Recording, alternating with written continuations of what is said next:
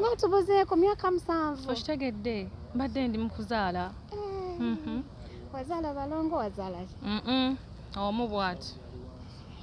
Olubuto olufuna kiseera ki? Myezi 9 emabega. So mwana akajiba 11. Mwana alina bbanga ki? Ali 2 months.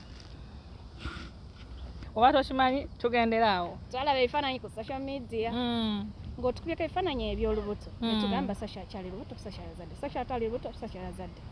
Nazaala. Bbanga ki? 2 months now. Yeah. Shoka okyalina kawere. Nnyo. Awo omukyala aba akyatonya. Kyekyo. Leka amabeere nga mangi, sikimanyi ekyo. Kyogamba tokyayonsa. Nyonsa of course, baby muto. Olubuto alufuna bbanga ki? Balamu awo myezi 2, myezi 9. Myezi 2? Myezi 9. Gwakutaano last year? Almost a year. Gwakutaano last year? Nze simanyi but almost a year. Gwakutaano ogwo? Nze simanyi but almost a year. Wakoma ddi ofulumya ennyimba? Last year. Mwezi ki? Last year. Sasha wakoma ddi ofulumya ennyimba? Last year. Ng'oli mu management yani? Sibanko na management. Whenever I'm new omuntu like your closest person nagamba ndifani wono omuntu kamuyambeko. Ate olwo mbala abalamu. Bala. Kubanga oba akoma kufulumya oluyimba last year neshonga nga mwayo yakoma okubeera nawo Canada. Twakoma dda okubeera ne Herbert ndowooza 2021. 2021. This is 2022. Actually, yali 21. This is 21. Yali 20 the other year. Yali 21. The other year 2020. 2020. Okay. Awo n'otuvugirawo speed. Netwebuuza olubuto bavuddewo amangu ago. Okitegedde? Ajja. Anti kati obeera obadde n'eshonga akaseera katono nnyo netwebuuza kati olubuto ava atya? Wemanga nayawukana ne Herbert, let's say in August 2020, olubuto nendufuna 2021, mba waliwo enjawulo, right? Emyezi 4 singa mba twawukanye leero enkya nefuna olubuto kirala. Eno emyezi 4 gyali mingi. Kyagiba mingi. Manya like gyali mitono okusinziira ku muntu gw'ogenda ofunamu olubuto. Ate by'olubuto wadla yagera. Wali ogenzeyo ofuna lubuto just omalove. Tomanya. Bati twalaba ku mukolo tomanya. Nze ndi musiraamu. Tubeera nakuwoowa. Ngamba like bw'oba musiraamu obusobola n'okuba nnamba 4. Eddiini ekiragira. Ate awo wetugira era bw'oba musiraamu n'omusajja taata w'omwana naye ayinza okuba nga musiraamu kubanga muba mwawoowa. Omuntu ne yeebuuza taata w'omwana yaani. Gyali. Yani amanyi? Gyali. Kyokka taata Brighton omumanyi? Oyo ye Brighton yajja tetuli mu industry. Naye nga namwogerangako everywhere. Ye nga temwambuuzanga taata we.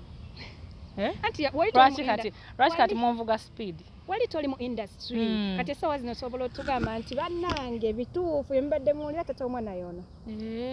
Bannange mbadde muwulira bituufu. Nze Sasha Brighton, mama wa Bahil ne Brighton. Taata w'omwana teyeetaagisa. Tumwe privacy because he's one personally extremely private. Ate bye tuwulira omwami gwe bayita Musa Atagenda omumanyi. Atagenda. Lwaki Tagenda? Tiri erinnya lye. Bwe yeeyita. Ani? Nanyini wakiso giant. Yeeyita ani? Atakoga. Atagenda ye. Lwaki Tagenda? Manyi muntu omu gwe bayita Atagenda Jose Chameleon. Oyo takoga Tagenda. Gwe mmanyi yekka. Ati bye tuwulira bya Musa. Nze ngambye taata w'omwana wange ali so private. Sebano Sasha okimanyi nti batugamba n'otugamba batuka Sasha bwe oluvannyuma lwa Musa okuzaalamu omwana. Kati nze mbikuwa ndowooza kubanga olabika gwe obadde oli off media nga tobitegeera. Oluvannyuma lwa Musa okuzaalamu omwana yakugamba okutwala ku DNA n'ogaana kye twebuuliza. Sasha story ki? Taata w'omwana wange teegana nk'omwana wange amulabirira bulungi nnyo. Tasabanga ku DNA because mutabani wange photocopy ye. Photocopy ye. So ayinza keera ku macha n'agamba nti ati kala todira otya photocopy. n'ogitwala ku DNA oba otegeera bulungi awo maze okikakasa nti ye Musa n'akugulira ne Harry amangu ago wamanyi n'ebigambo byo nze taata w'omwana wange ali extremely private kimaze okitukakasa nti ye Musa takusabangako ku DNA era n'akugulira ne Harry nze semanyi naye taata w'omwana wange ali private Sashi ovuze emmotoka nga 3 kuva 2020 2021 right now olina Harry eno batugamba omusajja taata omwana yagigulira bannange wangulira kibi otegedde taata w'omwana wagulira maama w'omwana kibi si kibi Sasha thank you so nowunzika ng'ogenda kwegaana Musa mu maaso ga kamera taata w'omwana wange ali so private oba olina gwolina mukasike waawe bano bakimu bapanda baani mboba oyagala otusibako kasika Sasha Brighton oyagala tusibako nti bakimu bapanda baani boyagala otusibako awo kasika gwowulira nti mwana wa Brighton pulidde Kim pulidde abakimu yali bw'olukeera ku makya n'omulaba bw'oti ekifaananyi ojja kiraba ogambe ono nno gwe ŋŋamba yeye kyobuddala tomuleese asase n'omugumya nti omuleeta yeetaaga privacy muto wambugumiza nti omuleeta n'ondowooza nosensi nogamba we mumutwalira wamanyira nti taata w'omwana yono no muto yeetaaga privacy actually bayinza n'okunsima mba ninyiridde eddembe ly'omwana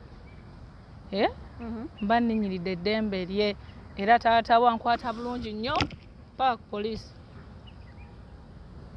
oba oli n'omu ku bagagga b'e Kampala kubanga ekyebuuzibwa Sasha omulimu gw'olina gwa kuyimba omaze ebbanga nga toyimba wuuyo okuva mu lockdown ne tuyingira wuuyo ofunye olubuto paka kati toyimba toyinawo ojja kikumi kyakulya ovuga emmotoka enywa amafuta omwana alina okulabirirwa omanyi nti oba emmotoka mpangisa tosobola pangisa motoka kuva mu mwezi gw'okutaano last year paka kati osobola ogipangisa nga sente ozijja wa ogipangisa simba Sasha oyimba nimba lwakuba nti mbadde lubuto kale nga sikola ate abantu banatulowooza nti Sasha yeeryamu kubanga wotugamba nti nooyimba Sasha tolinawo oyimba badde oli lubuto essaawa zino Sasha wuuyo sokoleke Viola lulinga sinafuna lubuto nga nyimba right yes kati siyimba naye mbadde lubuto olubuto nalufuna mu kiti Musa akulabirira sokoleke olubuto luli nalinga nyimba before getting pregnant nfunye olubuto ngambye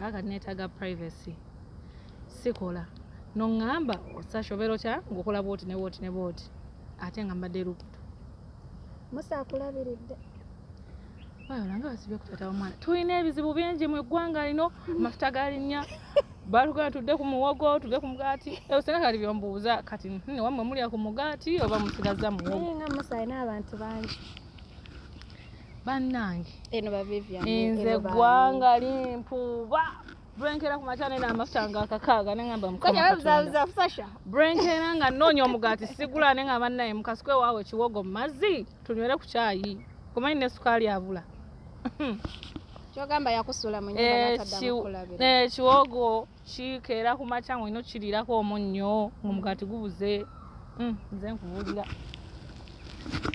nkubuulira okay Sasha tudde ku music laba essanyu anti kati nnina okwogerako ekyo mu bbanga ly'omaze n'otukuba akayimba bakayita byonjagadde ani abikwagadde nyimbira abawagizi bange naye Viola oba olinayo kiri eri kiddadi ng'okigamba hani byonjagadde nga binyuma naye nga binyuma mwana akwagala ebintu ne bikuluma n'okolo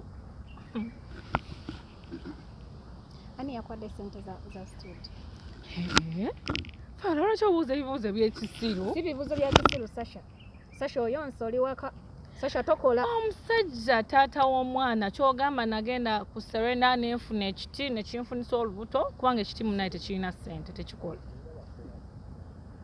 era lwaki ekiti okisanga ku Serena kiraza taata w'abaana nnyo ku Serena tomanya oli mu management kikati kubanga tulabyeko ku luyimba olwo kuliko barara kuliko ne brother wange bamuyita Moses alina gundi bagiyita Jaral so after kuzaala n'agamba tukole ffenna. Okay. Osuubira nti at least olina step gy'onooteekinga oba? Inshallah. Sasha oyimbidde ebbanga emabegako watubamuko obuyimba obwatuyambako okugwa mu laavu abamu ne tunyumirwa nnyo. By the way, Shonga yakuyamba Shonga kyogere mu luzungu. Kyogere mu luzungu kikasike waawo. Ennyimba zonna zemwayimba ne Shonga by the way Sasha zaakola nnyo. Kandooza kankyogerewo bati. Tusuubire nti agenda kudda mu bulamu obwo okukola naye music. Hani. Shonga. Abati. Simanyiiko obuzibu. So oyagala Musa akomewo oba ye yalina okusaba? Nkwegayidde. Kyedde mbuto, reverse it. Oyagala saba Shonga akomewo mu bulamu bwe mukole? Njagala kusaba. Nze okusaba. God forbid. Togenda musaba komawo. Ate lwaki musaba? Nata relationship peacefully. Ate lwaki musaba nti ate munange nze yakuta ate kambaaka bamusiru.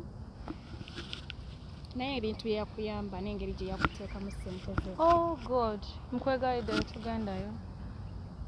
Oyagala tugenda nti gwe wateekanga mu Shonga ssente? Nkwegayidde tetugendayo, ekyatulese music.